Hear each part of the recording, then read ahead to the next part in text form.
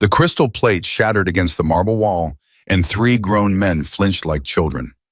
Roman D'Angelo stood at the head of the table, his hands still trembling from the throw veins pulsing in his neck. "Get him out of my sight before I do something I'll regret." The chef was already on his knees begging. Roman didn't even look at him. Before we go further into this story, please subscribe to the channel.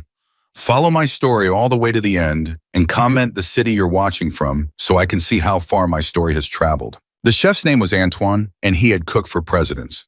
He had cooked for kings. He had cooked for the kind of men who could buy small countries with a phone call.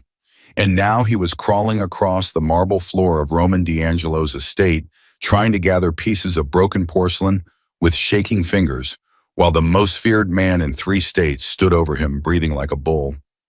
"Mr. D'Angelo, please," Antoine whispered. "Please, sir, I followed the recipe exactly the way." "Stand up."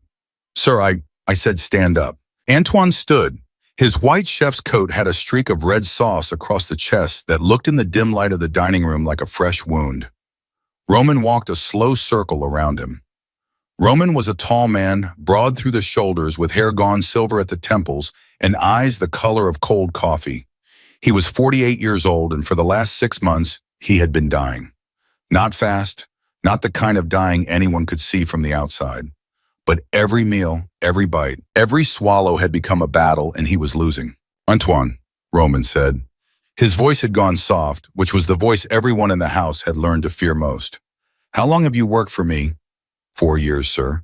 4 years, and in 4 years have I ever asked you for anything fancy, anything complicated? "No, sir." "Have I ever asked for foam, for gold leaf, for one of those little towers of vegetables you stack up like a child's building blocks?"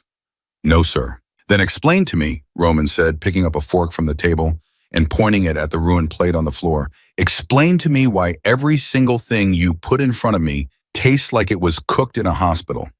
Explain to me why I can't keep food down. Explain to me why I'm losing weight, why my stomach burns, why I haven't slept a full night since November. Explain it to me, Antoine. I'm listening." Antoine opened his mouth, closed it, opened it again. His eyes were wet.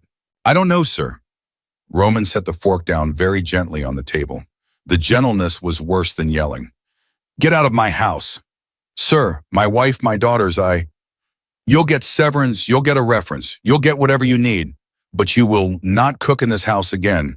Marco, walk him out." Marco was the man who stood by the door. Marco was always by the door. Marco had hands like cinder blocks and a face that had forgotten how to smile sometime around 1998. He stepped forward and put one of those cinder block hands on Antoine's shoulder, almost gentle, the way a father might guide a child.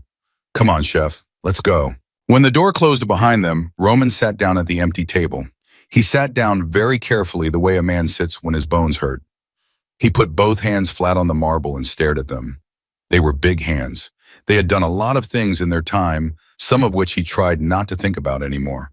But right now they were trembling, and he couldn't make them stop. "Sophia," he said. The housekeeper appeared in the doorway like she had been waiting.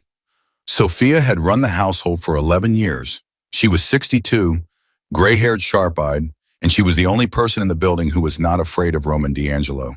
She had been there when his mother died. She had been there when his brother died. She had held him once in 2019 on the worst night of his life, and they had never spoken of it again. "Sir, find me someone." "Sir, with respect, we just lost. I don't want a chef. I want someone who can boil water without poisoning me. Pull from the staff. Pull from the agency. Pull from the street if you have to. Just find someone who isn't going to stand over me with a tasting spoon and a French accent and tell me about the herbs they imported from Provence." "There's the new girl," Sophia said. Roman looked up. "What new girl?" "Started this morning from the agency. She was supposed to begin with the upstairs cleaning, but..." "Bring her here." "Sir, she's a maid. She's not..." "Sophia." Sophia closed her mouth. She nodded once. She left. Roman sat alone in the dining room for the next 4 minutes, and during those 4 minutes he thought about his father. His father had died at 51 of a heart that had simply finally refused to do its job anymore. His father had been a hard man, the kind of man who built an empire out of nothing and never once said the word love to either of his sons. But Roman remembered very clearly sitting at the kitchen table when he was 7 years old, and his father coming home late from somewhere he didn't want to talk about, and his mother putting a bowl of soup in front of him. Just soup. Chicken carrots, a little parsley. And his father had sat there, and he had eaten, and at one point he had looked across the table at his wife, and he had said, "Anna, this is good." And his mother had smiled, and that had been the whole conversation. That had been the whole moment. Roman had not thought about that moment in 30 years. "Sir," he looked up. Sophia was standing in the doorway again, and behind her was a young woman. She was maybe 26, 27 at most. She was small, not short exactly, but built narrow like someone who had spent her life carrying heavy things up flights of stairs. Her hair was pulled back in a tight bun. Her uniform was new, still creased from the package. Her hands were folded in front of her, and Roman noticed because Roman noticed everything that her hands were not shaking. That was unusual. In this house, the hands always shook. "What's your name?" "Nina, sir. Nina Carter." "How old are you, Nina Carter?" 26. "Where are you from?" "South Carolina originally. I came up to New York 3 years ago." "Was?" She paused. It was the smallest pause, but Roman caught it. "My mother passed, sir.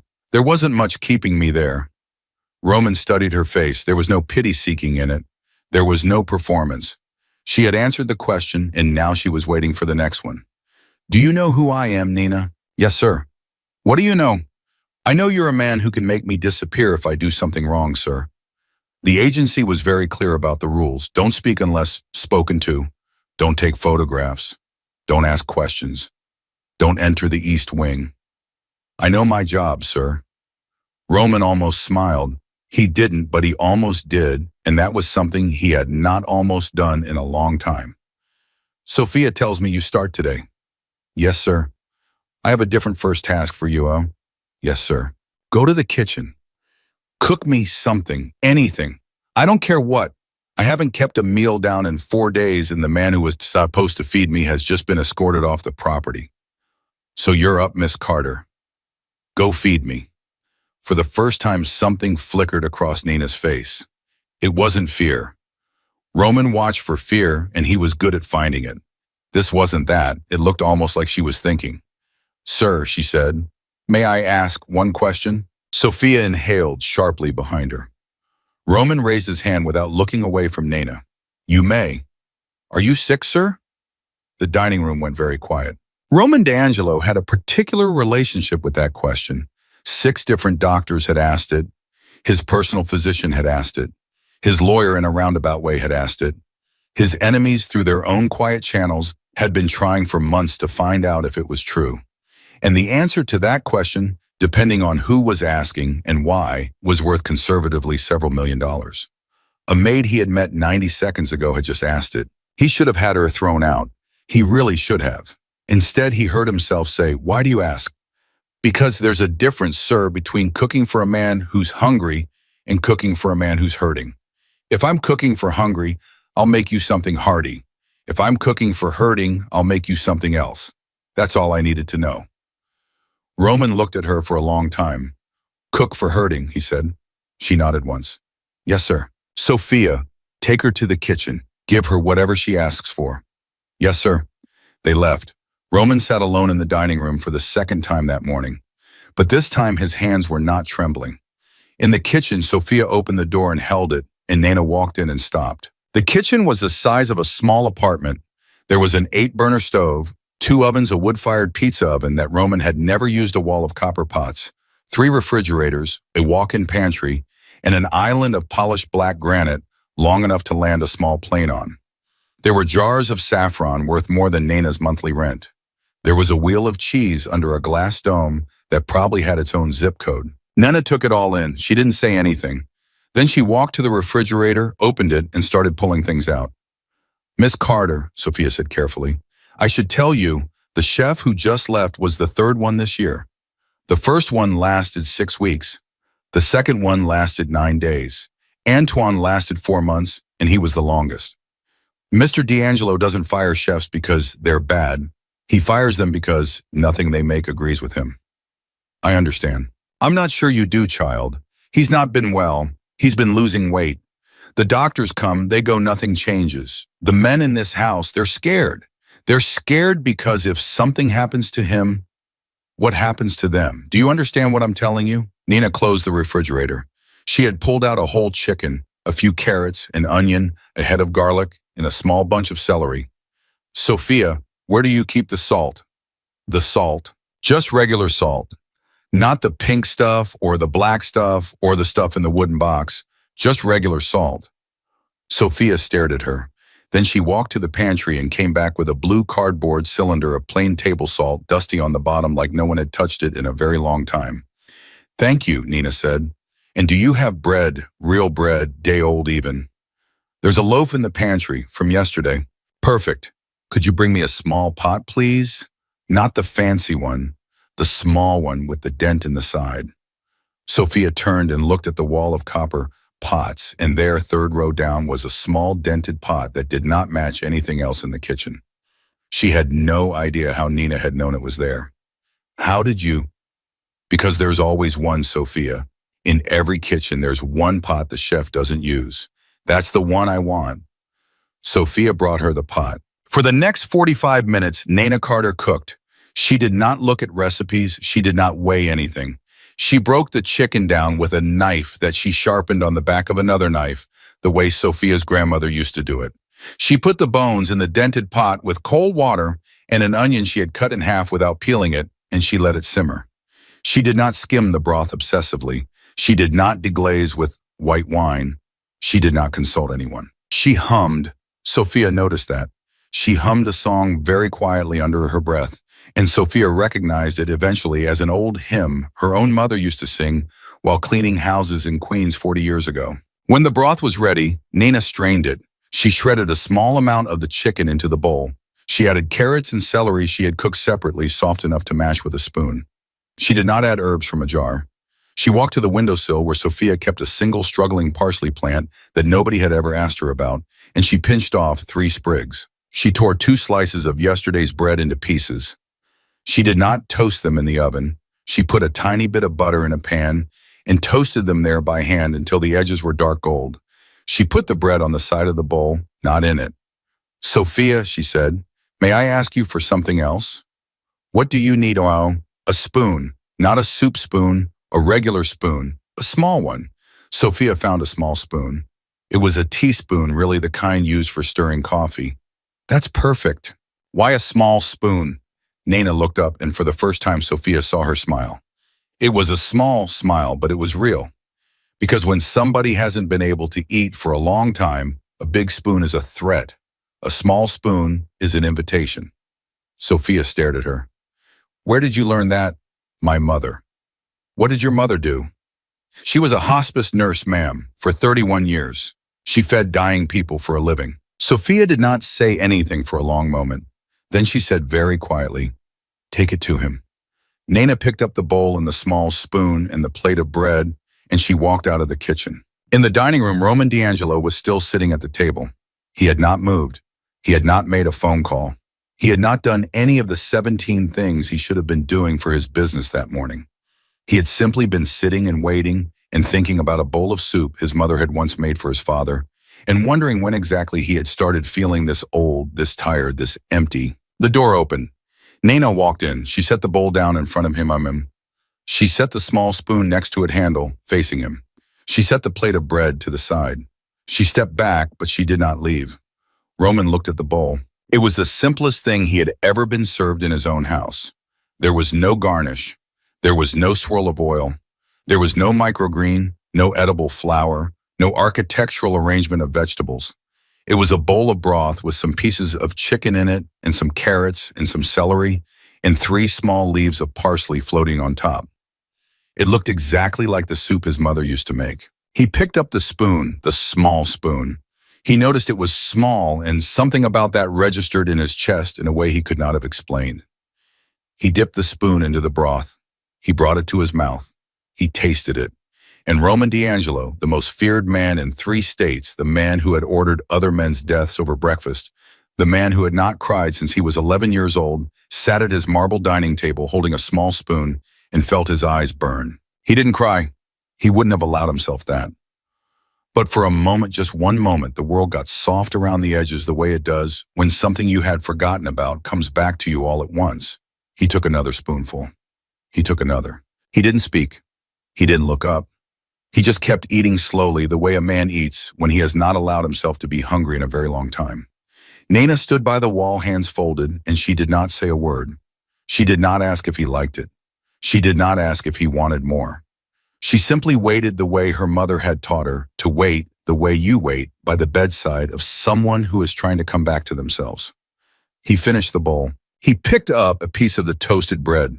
He ate that too. He set the spoon down. He sat there, both hands flat on the table again the way he had sat an hour ago, but his hands were not trembling now. And something in his face had changed, something Sophia would later try to describe to her sister on the phone and fail to put into words. "Miss Carter." "Yes, sir." "Who taught you to cook like that?" There was a long pause. "My mother, sir." Roman nodded slowly. He did not look at her. He looked at the empty bowl. "Tomorrow," he said, "breakfast, 7 a.m. "Yes, sir." "And Miss Carter?" "Yes, sir." "Use the small spoon."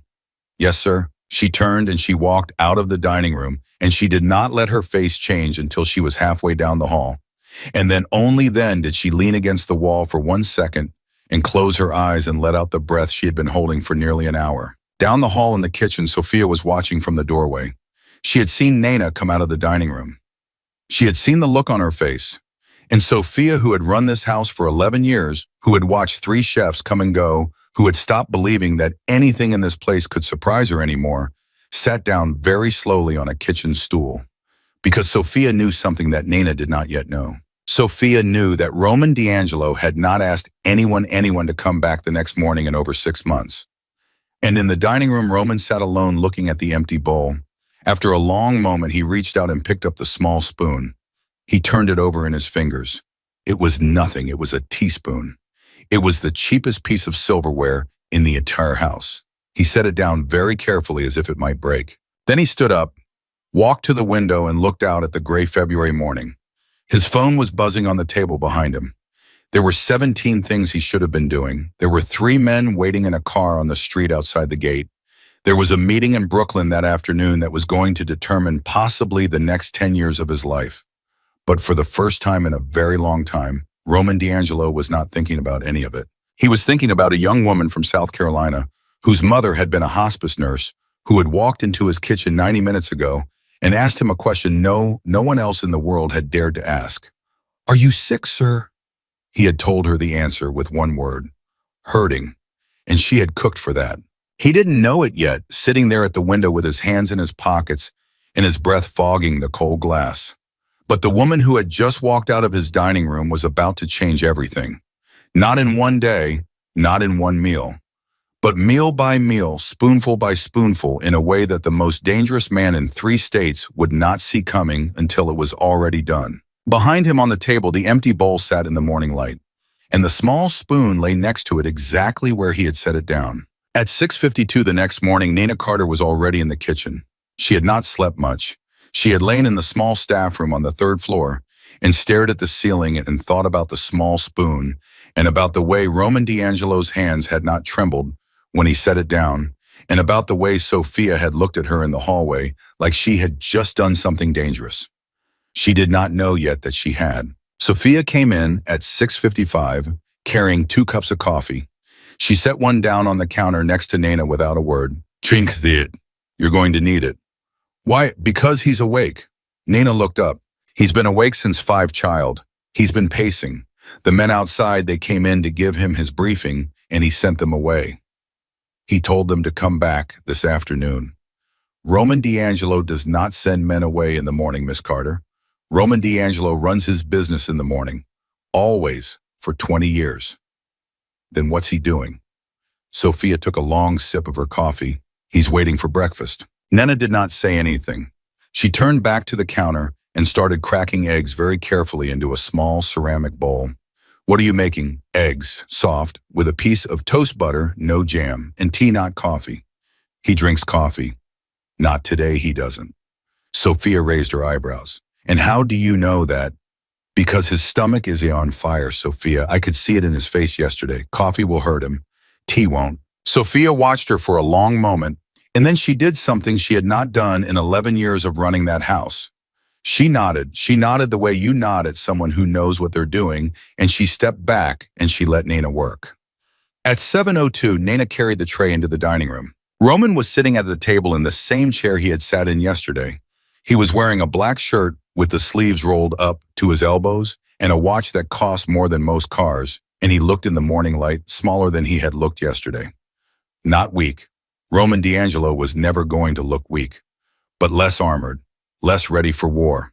"Good morning, sir. You're 2 minutes late." Nina's hand froze on the tray for 1/2 of 1 second, and then she set it down in front of him. "Yes, sir, I won't be tomorrow."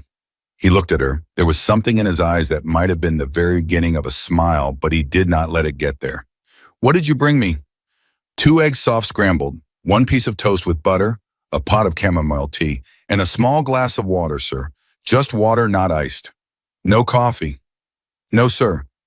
"I drink coffee, Miss Carter." "Yes, sir, I know." "Then why didn't you bring me coffee?" Nana folded her hands in front of her the way she had done yesterday. She did not look down. "Because, sir, with respect, your stomach is hurting. Coffee is going to make it worse. If you want me to bring you coffee tomorrow, I'll bring it. But today, I brought you tea." In the doorway, Sophia made a small, sharp inhalation that nobody else heard. Roman picked up his fork. He did not say anything. He looked at the eggs. He looked at the tea. He looked at the small glass of water, which was room temperature, the way his mother used to bring it to him when he was sick as a child, because she said cold water shocked the stomach. He took a bite of the eggs. He chewed. He swallowed. He took another. "Miss Carter." "Yes, sir." "Sit down." Nana did not move. "Sir." "There's a chair. Sit down." "Sir, I'm not allowed to sit in the dining room. The agency was very clear." "The agency works for me, Miss Carter. Sit down."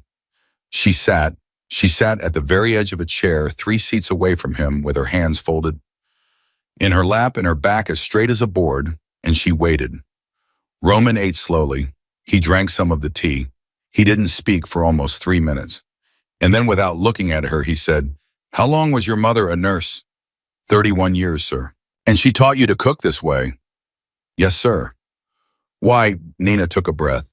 "Because she said that when people are sick, food is the last thing they have control over. Everything else gets taken from them. Their strength, their privacy, their dignity. But food, sir, you can still choose. You can still say yes to a bite or no to a bite. So she said when you cook for somebody who's hurting you, don't put a mountain in front of them. You put 1 bite and then another, and you let them be the one who decides." Roman set his fork down very carefully. He looked at her for the first time since she had sat down.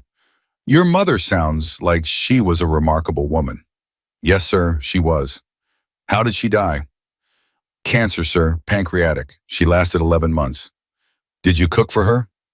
"Every day for the last 7. He nodded slowly. He picked the fork back up. He ate the rest of the eggs. He ate the toast. He drank the entire pot of tea 1 cup at a time, and Nana watched and she did not say a word. And at the end of it, Roman D'Angelo had eaten more food in 1 morning than he had eaten in any single day of the previous 2 months. When he was done, he wiped his mouth with the napkin. He stood up. He looked down at her. "Lunch at 1, the same way." "Yes, sir." He started to walk out of the room. At the door, he stopped. He didn't turn around. "Miss Carter." "Yes, sir." "Tomorrow morning, you may bring me coffee, a small cup, with cream, no sugar." And then he was gone. In the hallway, Sophia caught Nana by the elbow. "What did you say to him?" "Nothing. He asked about my mother." "He asked about your mother, yes." Sophia put a hand to her own chest and she stood there for a long second. "Miss Carter, I have known that man for 11 years. He has not asked anyone in this house about their mother. Not once. Not the Christmas after Mr. Bellini's mother died. Not when Carla had her baby. Not ever. Do you understand what I am telling you?" "I think so, ma'am." "I don't think you do, child, but you will." That afternoon around 3 o'clock, the first thing went wrong. A man came to the house. His name was Vincent Russo. He was Roman's underboss, his closest associate, the second most feared man on the property when Roman was in residence, and the most feared when he was not. Vincent was 60 years old, gray-bearded, soft-spoken, and he had personally with his own hands ended the lives of more men than any nurse, doctor, or priest who had ever crossed Nina's path. Vincent walked into the kitchen without knocking. Nina was making a pot of broth for dinner. She turned. He looked at her. He did not introduce himself. "You're the new one." "Yes, sir." "You cooked for him this morning." "Yes, sir." "You're cooking for him tonight." "Yes, sir." Vincent nodded once. He walked over to the stove. He looked into the pot. He looked at the herbs Nina had laid out on the counter. He looked at her hands, which had a small burn on the back of the right one from a splash of oil 2 days ago at her old job. "Miss Carter," he said, "do you understand what's happening in this house?" "I'm not sure I do, sir. Mr. D'Angelo has not been well. There are people, Miss Carter, both inside this house and outside this house who are watching very closely. Watching to see how he is. Watching to see what he eats. Watching to see who is near him. Do you understand, Svet?" "Yes, sir." "If anyone asks you what Mr. D'Angelo eats, what time he eats, how much he eats, whether he keeps it down, you say nothing. You don't even say you don't know. You say nothing, is that clear?" "Yes, sir." "If someone offers you money to answer those questions, you come to me first. If someone threatens you to answer those questions, you come to me first. If someone you have never seen before walks up to you in a parking lot or a grocery store and starts a friendly conversation, you come to me first." Nina felt the back of her neck go cold. She had been a maid for 3 years. She had cleaned big houses, fancy houses, the houses of doctors and lawyers and one congressman. Nobody not once had ever told her something like this. "Yes, sir, I understand. And one more thing, Miss Carter." "Yes, sir." Vincent looked at her, and his eyes, which had been so soft, became something else. "Whatever you put in that food, whatever herb, whatever ingredient, whatever idea your mother gave you, if any of it ever makes him worse instead of better, if he ever gets sicker after a meal you cooked, I will know about it before the plate hits the sink. Do you understand what I'm telling you, child?" Nina's hands were trembling now. They had not trembled in front of Roman, but they were trembling in front of Vincent. "Yes, sir, I understand." "Good," Vincent said, and just like that his face went soft again. He nodded. He turned. He walked out. Nina stood at the stove for a long moment with her heart hammering. Then she turned the heat down on the broth, and she walked very fast down the hallway, and she found Sophia in the laundry room. "Sophia." Sophia looked at her. "He came, didn't he? He thinks I might be poisoning him. He thinks everybody might be poisoning him, child. That's his job." "Sophia, I'm a maid. I'm a maid from Charleston. I cleaned houses for an agency for 3 years. I make $800 a week. I cannot be in the middle of whatever this is. Listen to me." Sophia took her by both shoulders. "Listen, you did something yesterday. You did something nobody in this house has been able to do. You got him to eat. Do you understand how big that is?" "He just ate eggs, Sophia." "He ate? Miss Carter, he ate. 2 months ago, he passed out at a dinner in Manhattan in front of 4 other men. We had to bring him home in the back of a car. The doctor came in the middle of the night. They started talking about IVs, about feeding tubes. Do you know what a feeding tube would have done to him? Do you know what that would have done to his standing, to his business, to everything he has built? They would have eaten him alive. Miss Carter, the men outside this house, the moment they smelled weakness. So no, he did not just eat eggs. He ate. He kept it down. He asked for lunch. He asked for breakfast tomorrow. He asked you to sit down at his table, child. Do you have any idea what that means?" Nina was crying. She had not realized she was crying until Sophia reached up and wiped her cheek with one careful thumb. "I don't know what to do." "You do what your mother taught you. You cook for hurting. And you come to me before anybody else. If anyone in this house asks you anything that doesn't sit right, are you listening?"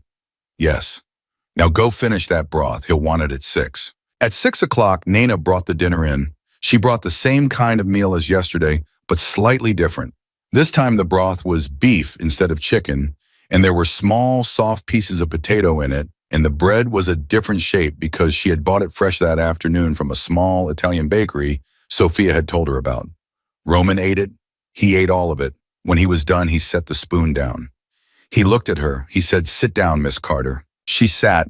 He poured her a glass of water from the pitcher on the table, and he set it in front of her and Nana Carter, who had grown up in a single-wide trailer outside Charleston, sat at the dinner table of one of the most dangerous men in the United States, and she took a sip of water and in her hand shook only a little.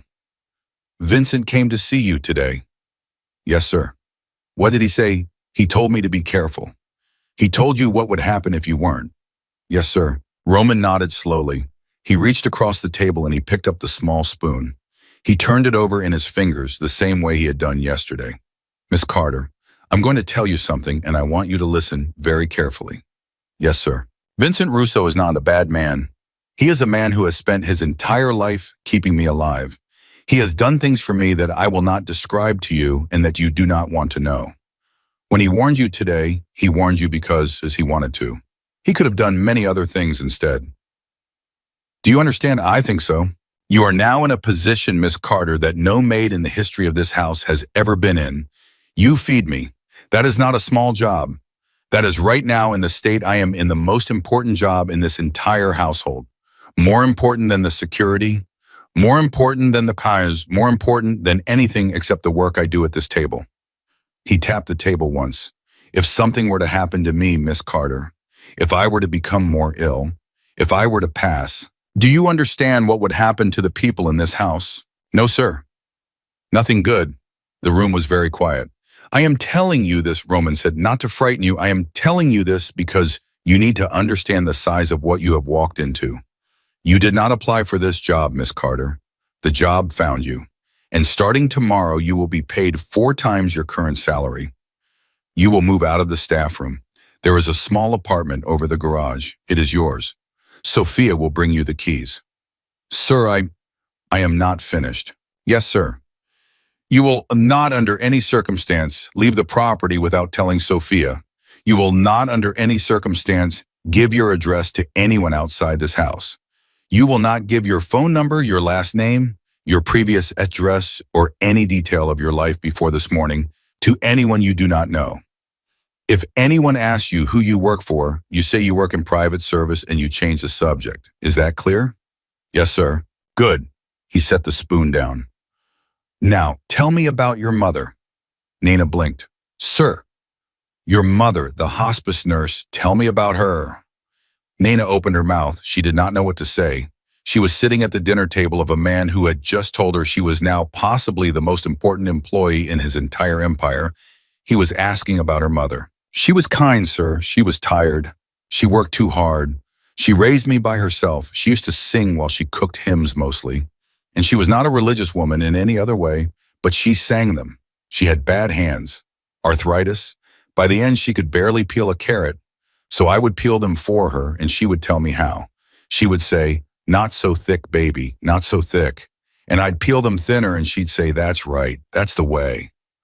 Roman did not look away from her. "What was her name?"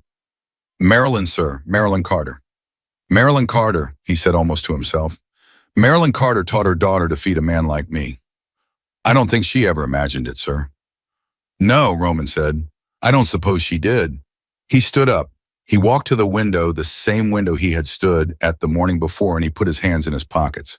"Miss Carter, I had a meeting today that I have been putting off for 3 weeks. I had it this afternoon. I had it because for the first time since November, I did not feel like I was going to be sick in the middle of a sentence." He did not turn around. "That is what you did. You, with your eggs and your tea and your small spoon." "Sir, You can go, Miss Carter. Breakfast at 7. Coffee like I said, small cup. Cream, no sugar." "Yes, sir." She stood up.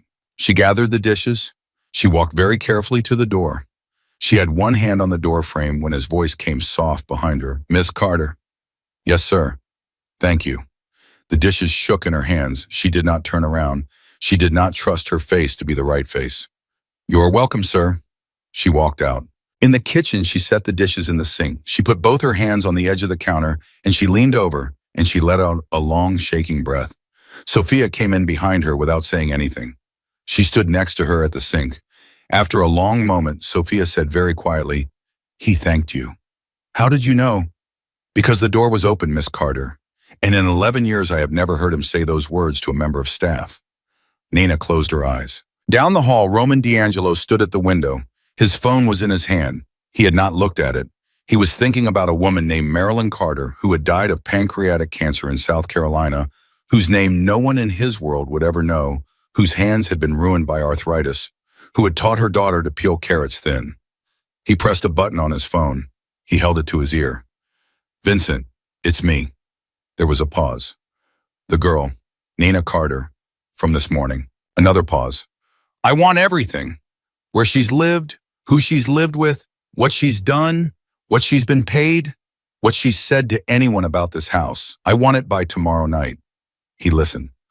"No, she's not in trouble. I want to know who she is. I want to know if she's real." He listened again. "Vincent, if she is real, if everything she said is true, then I want you to know something. I want you to know it now so there is no confusion later." He looked out at the darkening evening at the gate at the long driveway that led out to the road that led out to the world. This girl is not to be touched, not by us, not by anyone, whatever happens. Do you understand? He listened one last time, and then he nodded once to no one, and he ended the call. He stood at the window for a long time, and in the kitchen, Nina Carter was just beginning to wash the dishes, humming very quietly her mother's old hymn under her breath. The hymn was still on Nina's lips the next morning, when Sophia walked into the kitchen with a manila envelope under her arm and a face that did not match the soft gray dawn outside. "Miss Carter." "Good morning, Sophia." "Sit down, child."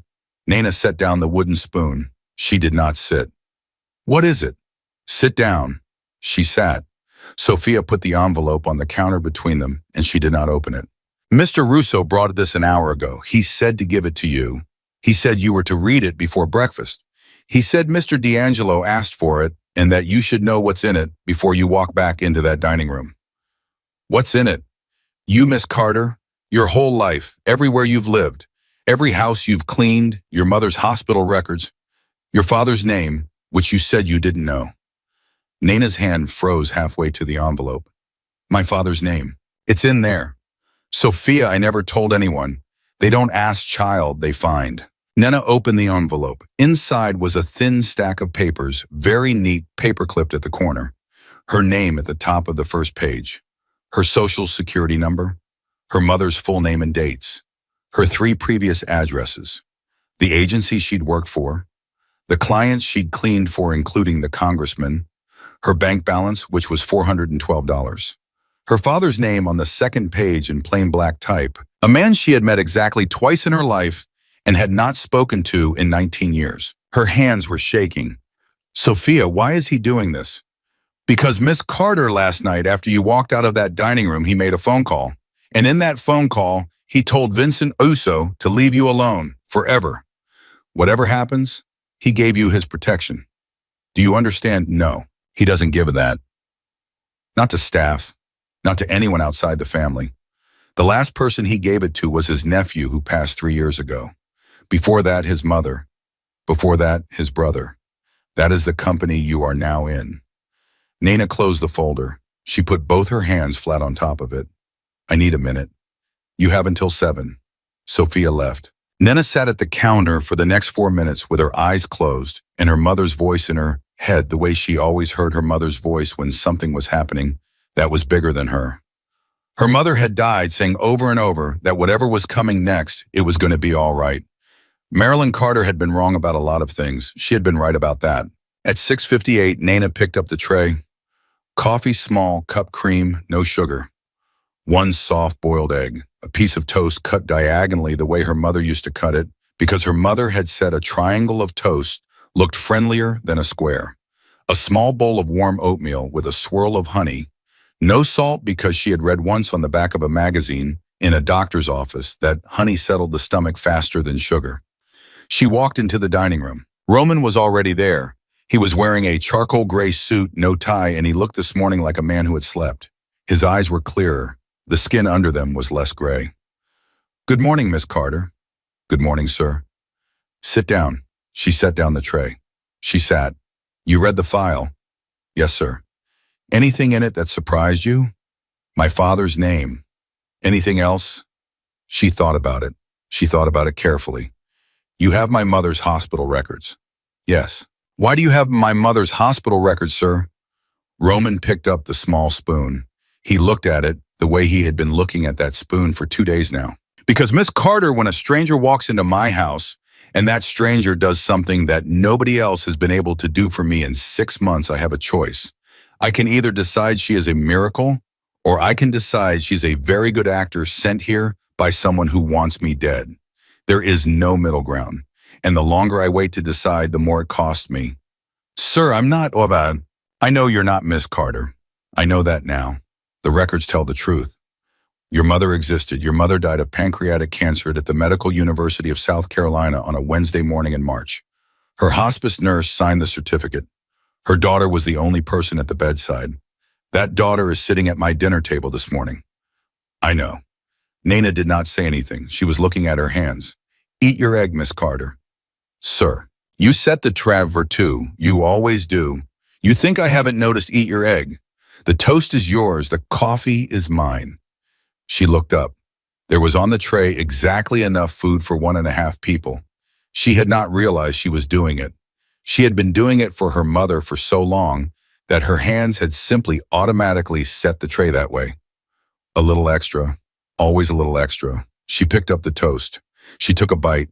She had not eaten breakfast in 2 days. Roman ate his egg. He drank his coffee slowly in small sips, the way someone drinks coffee when they have not been allowed to have coffee for a long time. When he was done, he sat back in his chair and he looked across the table at her and he said, Miss Carter, I'm going to ask you a question and I want you to answer it honestly. Yes, sir. Are you afraid of me? She paused. She thought about it. She thought about the man at the head of the table who had thrown a plate at a wall on Monday and had cried, almost cried, into a bowl of soup that same afternoon. A little, sir. Good, you should be. Yes, sir. But not as much as you were on Monday. No, sir. Roman smiled. It was small. It was barely there. But it was the first real smile he had let onto his own face in front of another human being in close to a year, and Nana saw it and she did not look away from it. Lunch at 1. Yes, sir. And Miss Carter. Yes, sir. Sophia is taking you to your new apartment after breakfast. Your things will be moved by noon. There is a phone in the apartment. If anything happens that you don't understand, you pick it up. It only calls one number. Do you understand? Yes, sir. Go on. She went. The apartment was on the second floor of the garage building, 100 feet from the main house. 2 rooms, a small bathroom, a kitchen the size of a closet, and a window that looked out over the back garden, where Roman's mother had once, according to Sophia, kept a vegetable patch with tomatoes and basil, and 3 rows of corn that had never once produced an actual ear of corn, but that she had loved anyway. The apartment had a bed, a dresser, a couch, a table. There was a small framed photograph on the wall by the door. Nina went over to it. It was a black and white picture of a woman holding a bowl of pasta smiling at the camera. Underneath in faded ink, somebody had written Anna 1971. Sophia came up behind her. That's his mother. Why is it here? Because this was her apartment, child. This is where she lived for the last 2 years of her life after his father passed. She didn't want to be in the big house. She said it was too quiet without him, so she moved out here, and Mr. D'Angelo had it remodeled for her, and she lived here until the morning she died. Nina's eyes went hot. Sophia, I can't live here. You can, child. He picked this apartment for you. He picked it on purpose. Why, Dow? Because Miss Carter, his mother, used to cook for his father. Just like that. The way you cook. Bread and broth and a little parsley. And she was the only person in his entire life who fed him without being afraid. Do you understand what he is telling you by putting you here? Nina did. She understood. She just couldn't make her mouth work to say it. The first crack in everything came 2 days later. It was Friday afternoon, just past 2 o'clock. Nana had served lunch and was washing the small pot in the kitchen sink when Marco, the man who stood by the door, came in moving fast. Marco never moved fast. Marco moved at one speed, and that speed was the speed of a man who had decided long ago that running was undignified. He was running now. Miss Carter, where's Sophia? In the laundry. What's wrong? Get her now and come to the office, both of you. He was gone before she could ask what office. In the office at the end of the east hallway, Roman was sitting behind his desk. Vincent Russo was standing by the window. There was a third man in the room. Somebody Nana had never seen before in a black coat holding a cell phone. Roman's face had gone back to the way it had been on Monday morning. The same color, the same hardness. The softening of the last 3 days was gone. "Miss Carter, sit down." She sat. Sophia stood behind her chair. "There has been a problem." "Sir, the man who delivers our produce, the man you bought your bread from at the bakery on Tuesday, the cousin of the woman who runs the dry cleaner that handles our linens. 3 people, Miss Carter. 3 people in the last 48 hours have been approached in the parking lots of their places of business by men they did not know. And those men have been asking the same question." Nana's mouth went dry. "What question, sir?" "Who is the new girl?" The room was very quiet. "How did they find out about me?" "That Miss Carter is what we are trying to determine." Vincent. Vincent stepped forward. He did not look angry. That was the part that frightened her most. He did not look angry.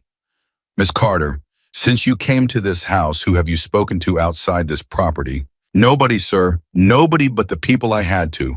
The man at the bakery, the lady at the produce stand, the cashier at the small grocery on 5th where I went on Tuesday afternoon. I was there for 6 minutes. I bought tea. I paid in cash. I didn't speak to anyone."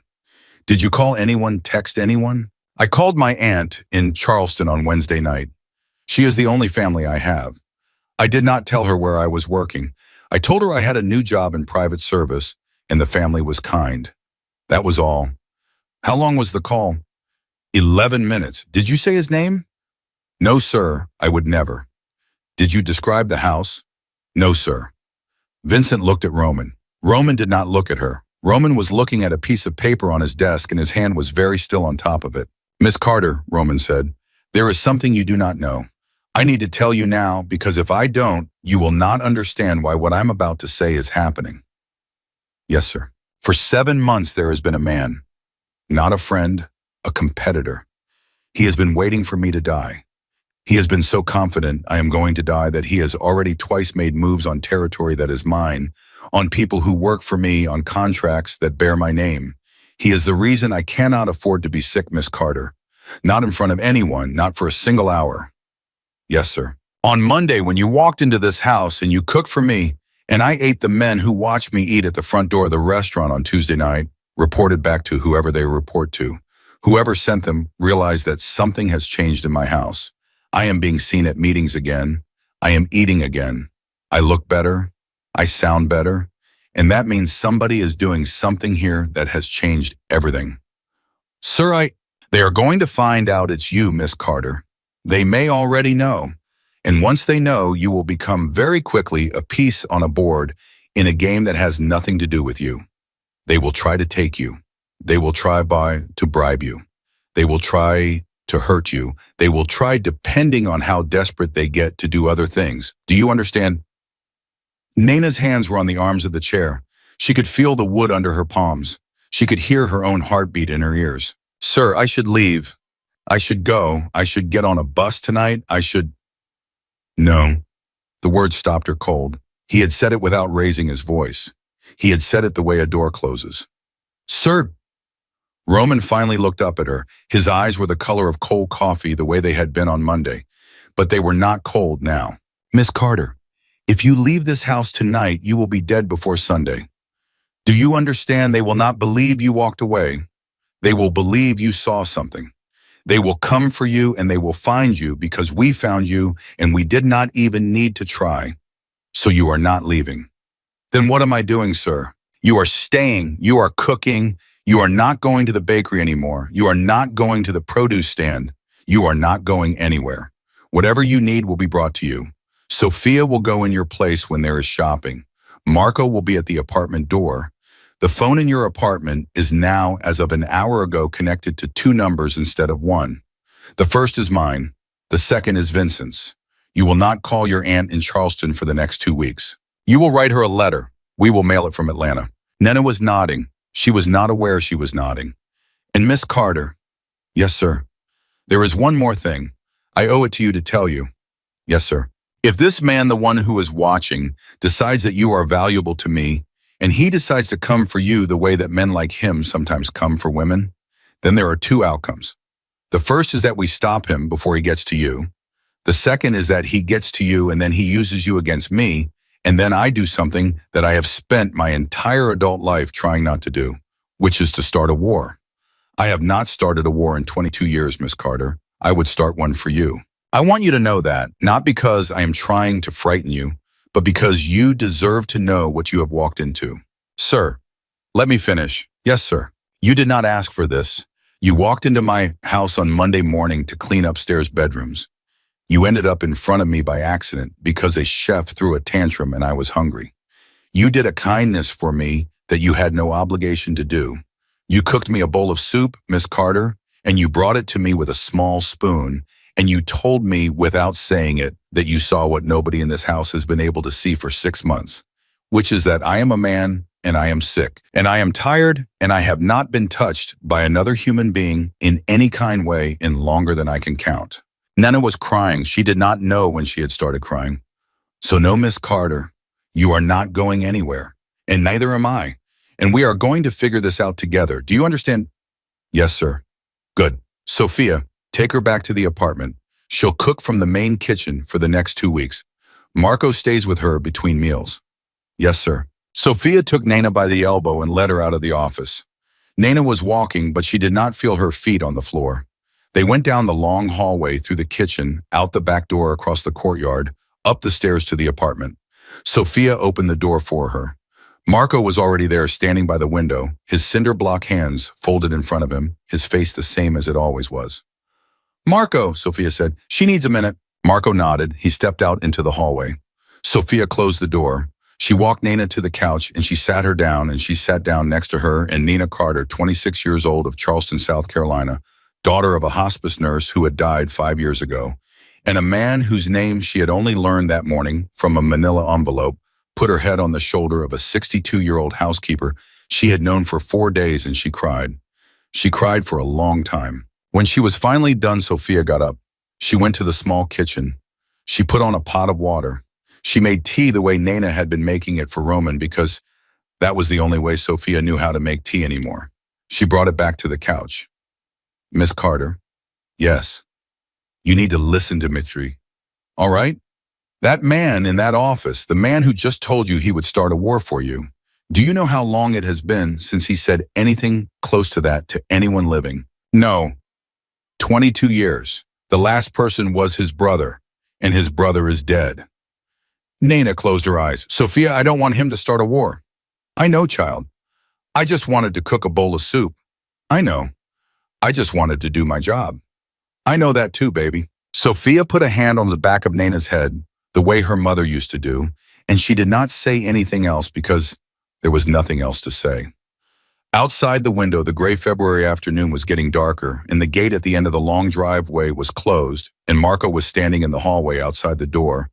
And somewhere in the house, Roman D'Angelo was sitting at his desk, looking at a piece of paper, and on that piece of paper was a name. The name of the man who had been waiting for him to die. He was not going to wait anymore. He was not going to die. And the man who had been counting on it, the man whose name was on that piece of paper, was about to find out exactly what kind of mistake he had made. The name on the paper was Salvatore Greco. Roman had not said it out loud in 7 months. He had refused to. To say it was to give it weight, and Sal Greco was a man who already weighed too much in Roman's life. Sal had been an associate of his father's once. Sal had stood in the front pew at Roman's brother's funeral. Sal had brought a casserole to Roman's mother the week she died and had kissed her hand and had told her she was going to a better place. And Sal, for the last 4 years, had been quietly, methodically, patiently building a case to take everything Roman D'Angelo had ever built and put it in his own name the moment Roman went into the ground. Vincent walked into the office at 4:15. Romano? Sit. Vincent sat. Roman pushed the piece of paper across the desk. You already know what's on it. I do. Then you know what I'm about to ask you to do. Vincent did not pick the paper up. He looked at Roman across the desk, and he did the thing that Vincent did very rarely, which was to push back. Romano, listen to me. You are sitting at this desk right now with color in your face because of a girl who has been in this house for 5 days. 5 days. You have not slept that well in a year. You have not held down a meal like that in 8 months. You stood up at the meeting on Wednesday and you spoke for 40 minutes without your voice cracking, without your hand going to your stomach, without that look on your face that you get when you're about to be sick. 5 days, Romano. And now you're telling me you want to start a war. Over what? Over the fact that a few of his people asked questions about a maid in a parking lot. They are coming for her, Vincent. They are looking. There is a difference. By the time we know which one it is, it'll be too late. Romano Bush Street and Vincent. Yes. What if it were Maria? Vincent's face changed. Maria was Vincent's wife. Maria, who had cooked for Vincent every night for 38 years. Maria, who had once in 2007 slapped Roman across the face at a Christmas dinner because he had said something to Vincent that she had not liked. Maria, who Vincent loved more than his own life. Don't do that, Romano. What if it were Maria Vincent? What if it were Marie and someone like Sal Greco was asking about her in the parking lot of the place she gets her hair done? Vincent did not say anything. He picked up the piece of paper. He folded it once. He put it inside his jacket. Give me 3 days. 2. Romano. 2 days, Vincent. We don't have 3. He's already moving. You and I both know he's already moving. All right. 2. And Vincent. Yes. This is not about her. I want you to understand that. I am not doing this because of one girl who cooked me a bowl of soup. I am doing this because for 7 months I have let this man build and build and build, and the only reason I let him build is because I was sick and I thought I was going to die. I am not going to die, I have decided. So this stops now. With or without her, this stops now. Yes. Go. Vincent went. Upstairs in the apartment over the garage, Nana was on the couch and the tea Sophia had made her was cold. Sophia had gone back to the main house. Marco was outside the door. The afternoon light had turned the color of old pewter, and Nana was sitting very still, her hands in her lap, when there was a soft knock. She got up. She opened the door. Roman was standing there. Roman D'Angelo in his charcoal suit with his hands in his pockets in the doorway of the apartment over his own garage, looking at her like he was not sure he had the right to be there. Miss Carter? Sir? May I come in? Yes, sir. Of course, sir. He came in. He looked at the couch. He did not sit on it. He walked to the small framed photograph on the wall by the door, the one of his mother in 1971, holding a bowl of pasta. He stood in front of it for a moment. He did not touch it. Then he turned around. Miss Carter, I want to apologize. She blinked. Sir, I should not have spoken to you the way I did this afternoon. I should not have told you in front of Vincent and Marco and Sophia what I told you. I should have told you here, in this apartment, quietly, without an audience. The information was too heavy and the room was too full, and I did it the way I do everything, which is the way that gets the result I want as quickly as possible. That was wrong, I'm sorry. Nana did not know what to say. Roman D'Angelo had just apologized to her. Roman D'Angelo had walked across his own courtyard, climbed the stairs, knocked on the door of a maid he had hired 5 days ago and apologized. Sir, you don't have to. I do. Sit down, Miss Carter, please. He sat too on the chair across from the couch, the one his mother used to sit in. He put his hands on his knees and he looked at her, and Nana saw for the first time what Roman D'Angelo's face looked like when there was no power in it. There was just a man, a tired, frightened, sick man who had been carrying something alone for so long that he had forgotten it was heavy. I'm going to tell you something, he said, and I want you to know before I say it that I have not told this to anyone, not Vincent, not Sophia, not the doctors who have been coming to this house since November. I want you to hear it because I think you are the only person in this building who will know what to do with it. All right, sir. My mother died of stomach cancer. The room was very quiet. She was 68. The doctors found it too late.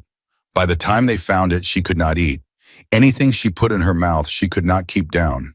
She lost 40 pounds in 3 months. By the end, she was a shadow of herself. And the worst part of it, Miss Carter, the part I never told anyone, the part that has stayed with me for 9 years, is that I could not feed her. I tried. I brought her things, soft things, the things she used to like, pastina, custard, the pears she used to make in the fall. She could not eat any of it. She would smile at me and she would take a bite and then she would have to go to the bathroom and bring it back up. And I would sit at her bedside and I would feel my heart break every single day because the woman who had fed me my entire life could not be fed by me. Not one bite, not one spoon. Nana did not move. In November, Miss Carter, when the doctor started telling me my own stomach was a problem, I did not hear what they were saying. I heard what they had said about my mother. I heard her doctor in 2017 sitting on the edge of her hospital bed telling me with that face they make that she wasn't going to make it to Christmas. I heard that. And so when my own doctor sat me down and told me that I had an ulcer, that there was inflammation, that my body was reacting to stress, I did not believe him. I believed I was dying. I believed I was dying the way she died. I believed every meal that came out of that kitchen was the last meal I was going to keep down before I started losing 40 pounds and went into a bed and never got out of it again. He stopped. He looked at his hands. That is why I have been throwing plates, Miss Carter. That is why I have been firing chefs. That is why my staff is afraid of me. It is not because the food was bad. The food was fine. The food was excellent. The problem was not the food. The problem was that I was sitting at that table every day waiting to die, and every bite I tried to take was the last bite my mother ever tried to take, and I could not swallow it. Nana's eyes were wet. Sir, and then on Monday, Miss Carter, you walked into my dining room and you brought me a bowl of soup that looked exactly the way my mother used to make it, with 3 little leaves of parsley, with a small spoon. And I took one bite and I tasted it, and I sat there at that table and I realized for the first time in 7 months that I was not my mother, that this was not 2017, that I had an ulcer the way my doctor had told me, that I was 48 years old and I was not dying. He looked up at her. You did not save my life on Monday, Miss Carter. The doctors had already told me how to save my life. You saved me from believing I was already dead. There is a difference, and I do not know how to repay you for it, but I am going to try for as long as I am able until the end of my own time on this earth. Nana was not crying out loud, but her face was wet. She did not wipe it. She did not move. Sir, I am not finished, Miss Carter. I am sorry. There is one more thing. All right. The man whose name was on the paper today, the one Vincent took out of my office. That man knew my mother. That man brought her soup once when she was sick. That man kissed her hand. I have been protecting him in my own mind for almost a decade because of that, because he was kind to her, because he wept at her funeral, because I was a stupid, sentimental, grieving son who could not believe that a man who had loved my mother could be the same man who was now planning to take everything I had built and put my name in the ground. But that is what he is, Miss Carter. He is both of those men. And the thing I have learned this afternoon, sitting at my desk with that piece of paper in my hand, is that you cannot let a kindness from 10 years ago decide what you do today. You cannot let the dead protect the living. My mother has been gone for 9 years. She does not need me to be loyal to a man who has betrayed me. She needs me to be alive. She needs me to be alive, and she needs me to keep what she helped my father build, and she needs me, Miss Carter, to feed myself. Nana closed her eyes. Sir, can I say something? You may say anything you like. My mother, she used to say at the end, when she was very sick, she used to say, baby, the day I'm gone, you cook for somebody who needs it. You promise me, don't waste what I taught you. Don't put it in a box and bury it with me. You take it and you give it away. And I said, yes, Mama. I said, yes. And I didn't, sir. For 5 years, I didn't. I cooked for myself. I cooked for my aunt on holidays. But I never gave it away the way she meant. I cleaned other people's houses, sir. I dusted their picture frames. I never set foot in their kitchens. I broke a promise to a dying woman for 5 years. She opened her eyes. She looked at him. On Monday, sir, when I walked into your kitchen and you said cook for hurting, I knew right then, sir. I knew my mother had sent me. I knew this was the thing she had been waiting for me to do. I am not afraid of Sal Greco. I am not afraid of his men in parking lots. I am afraid of being 26 and dying having broken my mother's last wish. So I am not going anywhere, sir. Not because you said I can't, because I won't. I won't leave this kitchen until you are well, sir. I made my mama a promise, and I am keeping it. The room went very quiet. Roman did not move for a long time. He looked at her, and his face, the face that had been hard for so many years that the lines had set in round the mouth, softened. Just at the corners. Just enough. Miss Carter, Yes, sir. Marilyn Carter raised a remarkable woman. Thank you, sir. He stood up. He walked to the door. He stopped with his hand on the door frame the way he always stopped, and he did not look back. Tomorrow morning, 7. Yes, sir. And Miss Carter? Yes, sir. You are not a maid, not in this house, not anymore. Whatever you were when you walked in here, you are something else now. We will figure out what to call it, but you are not cleaning anybody's bedrooms. Is that clear? Yes, sir. He closed the door behind him. He went down the stairs. He walked across the courtyard, and Marco, who had been standing in the hallway, did not say a word as he passed. Roman went into the main house into his office, and he closed the door, and he sat at his desk, and for the first time in 9 years, he allowed himself to think about his mother without looking away. The next 2 days were the longest 2 days Nana Carter had ever lived. She cooked. She did not leave the property. She wrote a letter to her aunt, which Sophia took from her hand and gave to a man who put it in his pocket and walked out the front gate and got into a car that drove south on the interstate. She made soup. She made pasta with butter and parmesan, the way Anna D'Angelo had once made it because Sophia had described it to her and she had figured out the rest. She'd made a pot of beef stew on the second night and Roman ate 2 bowls of it, and when he was done, he wiped the bowl with a piece of bread and he looked across the table at her and he said, "Miss Carter, my mother could not have done it better." And Nana felt for one long moment that she was not in a mansion in New York, but in a small kitchen in Charleston, and her own mother was at the stove and everything was all right and everything was where it should be. On the night of the second day at 11:43, Vincent Russo walked into Roman's office. He did not knock. He did not need to. It's done. Roman did not look up from the book he was reading. It was a book of poems his mother used to keep on the kitchen counter. He had not opened it in 9 years. He had opened it that morning. Tell me. He's at his sister's place in Long Beach, has been since Thursday. He thinks nobody knows. We have a man in the kitchen and a man in the garage. If you say the word, it happens before sunrise. Roman closed the book. He set it on the desk. He looked at Vincent. Don't. Vincent's face did not change, but his shoulders, which had been ready, eased slightly. Romano, don't kill him. Then what? Bring him here. Vincent stared at him. Romano, we have not done that in 20 years. We do not bring people here. This house is the one place. Bring him here, Vincent, to the front parlor, tomorrow morning, 11. I want him sitting in the chair my mother used to sit in. I want him to look at her picture on the wall. I want him to hear what I'm going to say to him. And then I want him to walk out of here on his own 2 feet and disappear. He will go to Florida. He will retire. He will play golf and he will eat at restaurants where the waiter calls him Mr. Greco. He will not ever set foot in this state again. He will not ever speak my name to anyone. And if he does, then Vincent, then we will do what we did not do tomorrow. Vincent was silent for a long moment. Why, Maiden? Roman picked up the book of poems. Because Vincent, my mother would not have wanted me to kill the man who once brought her soup. She would have wanted me to send him away. She would have wanted me to remember that he loved her even if he no longer loved me. So we are going to send him away, and we are going to do it quietly, and then we are going to be done with him forever. Vincent stood there for a long second, and then he nodded once very slowly. You're a different man this week, Romano. I know. It's going to take some getting used to. For all of us. Vincent left. Roman sat at his desk for a long time. He looked at the book of poems. He looked at the photograph of his mother on the bookshelf, the small one, the one he had not been able to look at in years. And then very slowly he reached for his phone and he dialed a number.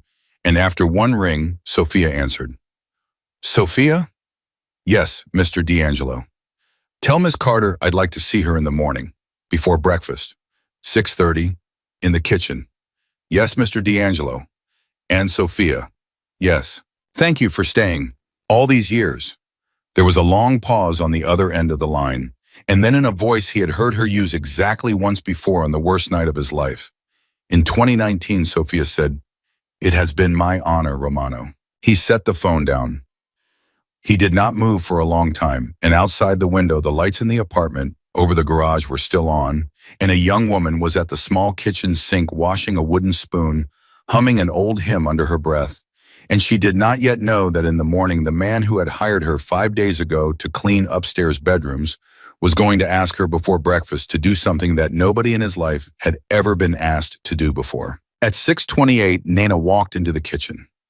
Roman was already there. He was standing by the long granite island in shirt sleeves, no jacket, with his hands resting flat on the stone. There was no coffee on the counter.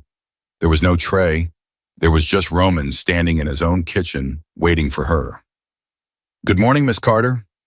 "Good morning, sir. Sophia tells me you didn't sleep much." "No, sir." "Neither did I." She did not know what to say to that, so she said nothing. She walked to the counter, and she reached for her apron, and she had the strings in her hands when Roman said very quietly, "Don't." She stopped. "Sir." "Leave it. Sit down, Miss Carter." There was a stool at the corner of the island. She sat. He did not sit. He stood across from her with the granite between them, and he looked at her, and Nana saw in his face something she had not seen there before. Not softness, not fear, something else, something steadier. Something a man's face does not show until he has finally decided what he is going to do with the rest of his life. At 11 o'clock this morning, he said, "A man is going to walk into this house. He is going to come through the front door. He is going to sit in the chair where my mother used to sit. His name is Salvatore Greco." Nana felt her stomach drop. "Sir, I am not bringing him here to hurt him. I am not bringing him here to threaten him. I am bringing him here to send him away. He is going to leave my house this afternoon, and he is going to leave my state by tomorrow morning, and he is going to leave my life forever." "Yes, sir. I want you in the kitchen when he is in the parlor. I want you in this room. I want the door open, and I want you to cook, Miss Carter.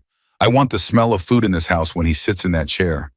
I want him to smell what my mother used to make. I want him to remember her. I want him to remember what he was before he became what he is now. I am going to give him a chance, Miss Carter, that I would not give to any other man in his position. And the reason I am giving it to him is because 9 years ago he kissed my mother's hand. I am paying that debt today, and then it is paid forever." Nana was nodding, slowly. "What do you want me to make, sir?" "What she used to make. The pasta with butter and Parmesan, the bread, the broth on the stove. Make all of it. Don't serve it. Just make it. The smell is what I want." "Yes, sir." "And Miss Carter." "Yes, sir. When he leaves, when he is gone, I want you to come into the parlor. I want to see you. I want him to see you on his way out, and I want him to know who you are, and I want him to understand that the woman who is going to feed me for the rest of my life is the daughter of a hospice nurse from South Carolina, and not anyone he could ever have imagined. I want him to leave this house knowing exactly what he lost when he stopped loving my mother and started waiting for me to die. Is that understood?" "Yes, sir." He nodded. He turned to walk out. At the doorway, he stopped. "Miss Carter." "Yes, sir." "You are going to be safe today. I want you to know that. There is no part of this morning that puts you in any danger. There are men in the house. There are men outside. I would not bring him here if I thought he could touch a single hair on your head. Do you understand me?" "Yes, sir." "Good." He walked out. At 11 o'clock exactly, the front bell rang. Nana was at the stove. The broth was simmering. The pasta was in a copper pot draining.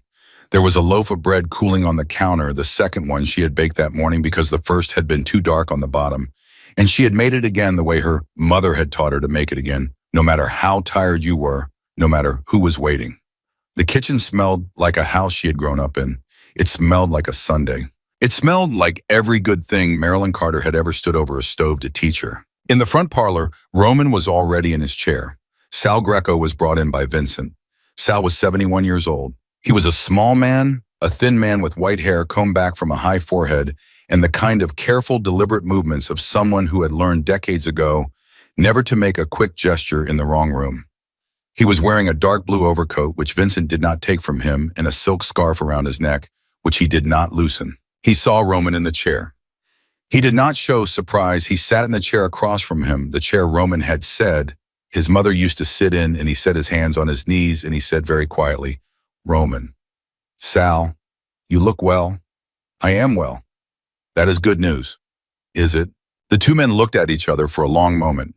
From the kitchen, the smell of butter and Parmesan and broth and bread drifted into the parlor, and Sal Greco's nose, which was a nose that had been trained for 70 years, to read a room before his eyes had finished the work moved very slightly.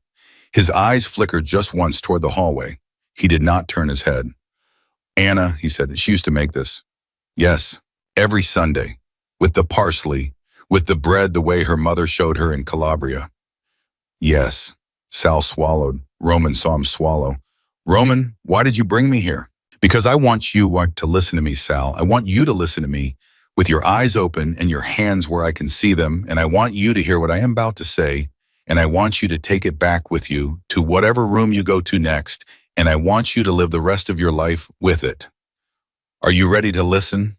I am listening. For 7 months, Sal, you have been waiting for me to die. You have been moving on my territory. You have been speaking to my men. You have been preparing as carefully as a man prepares for a wedding and to step into my place the day they put me in the ground. I know all of it. I have known it for some time. I have done nothing. Sal, because I was sick and because I thought in the weakest months of my life that maybe you were right.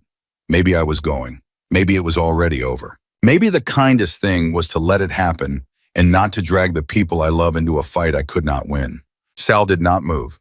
But I am not going, Sal. I am not dying. I have a doctor who has told me 3 times in the last week that I am going to live to be an old man. I have a stomach that is healing. I have a head that is clear. And I have, for the first time in 9 years, the smell of my mother's kitchen in my own house again. Roman leaned forward. You knew her, Sal. You loved her. I am going to ask you a question, and I want you to answer it. All right. If she were sitting in that chair you are sitting in, if she were sitting there right now looking at you and she knew everything you have done in the last 7 months, what would she say to you, Sal? Sal Greco did not answer. He looked at his hands. He looked at the floor. He did not speak for a long time. She would be ashamed of me, Roman. Yes. She would never speak to me again. No. Sal closed his eyes just for a second. When he opened them, they were wet. Roman saw it. He did not pretend not to see it. Roman, I want you to know something. I want you to know that what I did, what I have been doing, it was not because I did not love your mother. It was because after she went, I lost something. I lost the part of myself that had stood next to her and your father at the kitchen table. And after I lost that, I forgot. I forgot what kind of man she had thought I was. I started to be a different man. I started to want things she would never have wanted me to want. And I am not asking you to forgive me. I am not even asking you to understand. I am only telling you, because you are her son and you deserve to know. Sal, yes, I'm going to let you walk out of this house. Sal looked up. You are going to leave today. You are going to go to your sister in Long Beach. You are going to pack a bag. You are going to fly to Florida tomorrow morning. You will retire. You will live in a small house. You will play golf. You will eat at restaurants where the waiter knows your name. You will not ever come back to this state. You will not ever speak my name. You will not ever contact a single one of the people you have been speaking to. They are mine again, Sal, starting today. They were mine yesterday. They will be mine tomorrow. Do you understand? Yes. And if you do anything that I hear about, if you make one phone call, if you send one letter, if you breathe my name to a man at a bar, then Vincent will come to Florida, Sal. He will come to your small house, and he will not bring you back here. Do you understand what I am telling you? I understand. Good. Stand up. Sal stood up. Vincent stepped forward. Sal looked at Roman one more time. Roman. Yes. Thank you. Don't thank me, Sal. Thank her. Sal nodded. He turned. Vincent walked him to the door of the parlor, and at that exact moment, Nina Carter stepped out of the kitchen and into the hallway with a clean towel folded over her arm and her hair pulled back and a small smear of flour on the side of her jaw that she had not noticed. Sal stopped. He looked at her. He looked at her for a long second. He looked at her the way an old man looks at something he half remembers from a dream. He looked at the apron. He looked at her hands, which were the hands of a woman who had been working in a kitchen all morning. He looked at her eyes, which were dark and steady and not afraid of him, even though he was the most dangerous man who had ever walked through that hallway in 9 years. Young lady, sir, did you make that bread? Yes, sir. Who taught you? Nana looked just for 1 second at Roman, who was still in the parlor, watching them through the open door.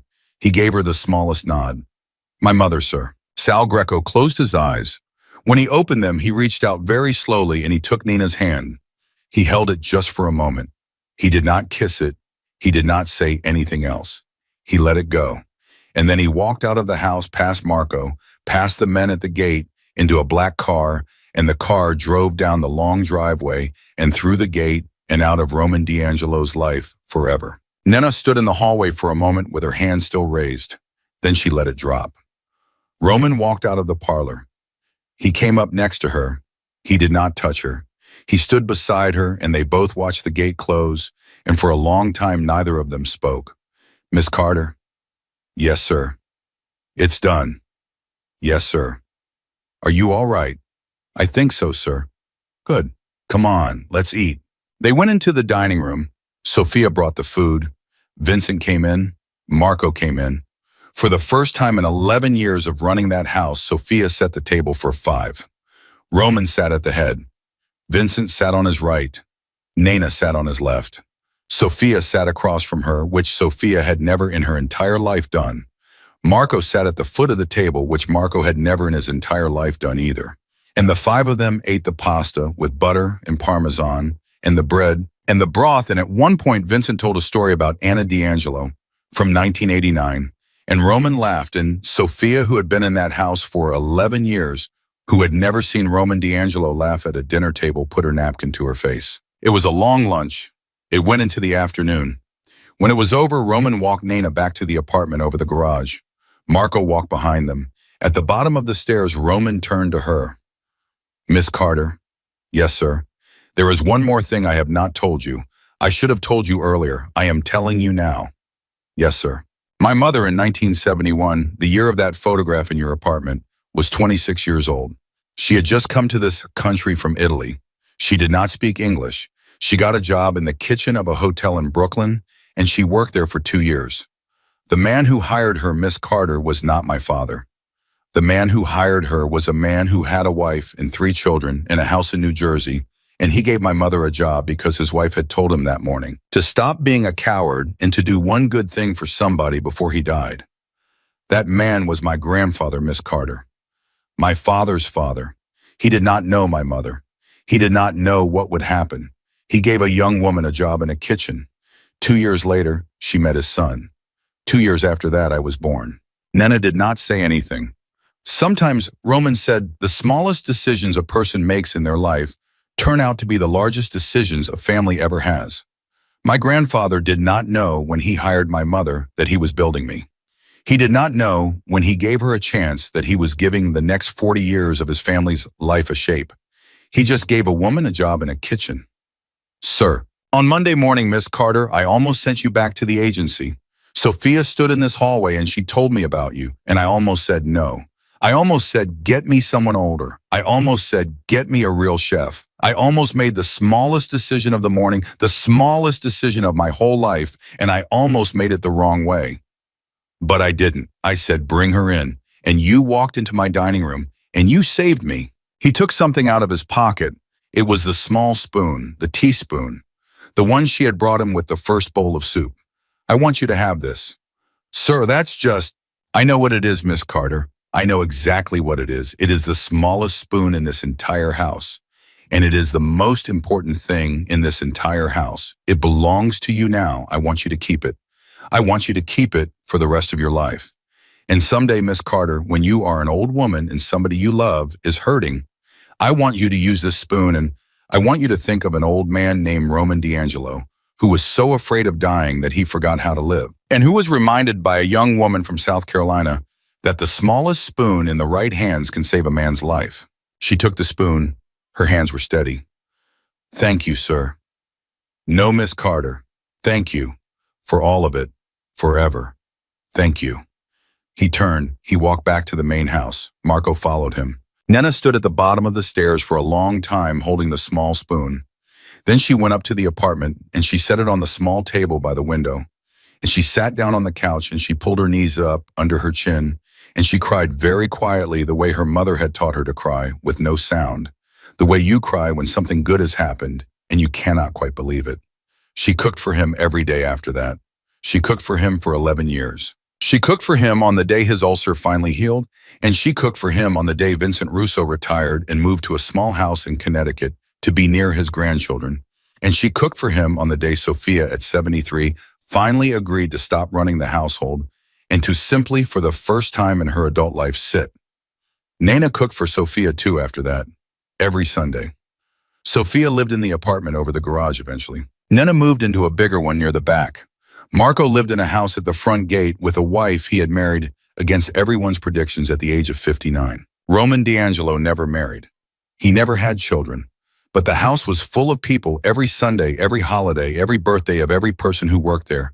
And at the head of the table in his father's chair was a man who had once thought he was dying and had been wrong, and who had spent the rest of his life making sure that everyone who had stayed with him through the worst year of his life knew every single day that they were the family he had been given when his own had been taken from him. And in a small wooden box on the windowsill of Nana Carter's bedroom for the rest of her life, there was a small silver teaspoon. She used it sometimes, when somebody was hurting, when somebody she loved had not been able to eat. She would take it out of the mound and she would warm a little broth and she would carry it in carefully and she would sit at the bedside and she would offer one bite and then another and she would think every single time of an old hymn her mother used to sing and a young Italian woman in a Brooklyn kitchen in 1971 and a feared man who had thrown a plate at a wall on a gray February morning and the smallest spoon in the largest house in the state of New York. Marilyn Carter had been right. The day she was gone, her daughter had cooked for somebody who needed it. The promise had been kept. The kitchen had stayed open. The small spoon had done its work. And that, in the end, is the whole story.